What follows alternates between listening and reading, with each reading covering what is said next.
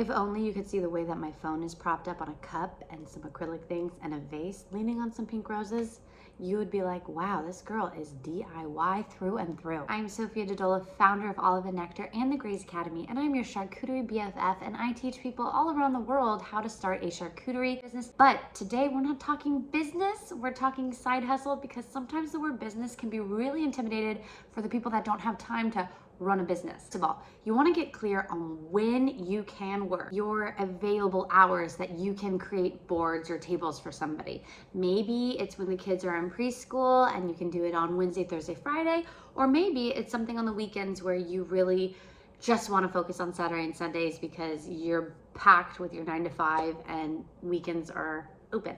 Get clear on what type of offerings are you doing.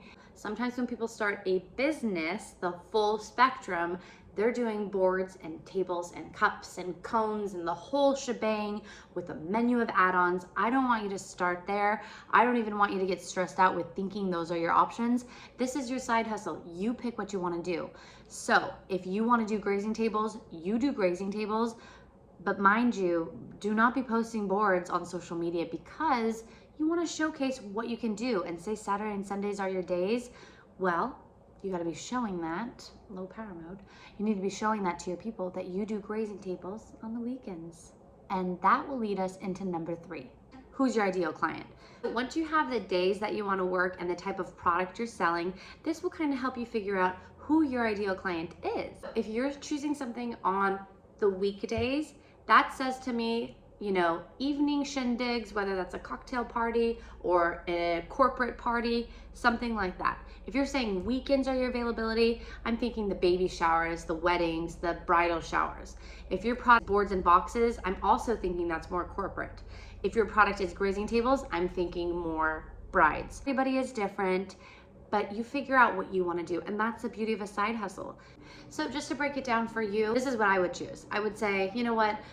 I got my girl, she's not even in school, I'm pregnant, I just want to do catering on the weekends, right? Friday, Saturday, Sunday. Okay, then I just want to do grazing tables because I don't really love making boards anymore. So grazing tables, love it. My ideal client, I love working with brides, and it makes sense because most weddings are on the weekend, so perfect. That's what I would focus on. I would reach out to wedding vendors, be Googling wedding boutiques, and be getting my content out there to these people so that I can book these tables on the weekends. That's just my example, but totally, if you want to do the corporate, there's some money in corporate as well, and if you just want to keep it small and just get your foot in the door, then you could do that too with boards and boxes. And also, I talk about MOQ in my free mastermind class, which I linked below. Don't forget to like, comment, and subscribe, and thanks again for tuning in, and I'll see you next week.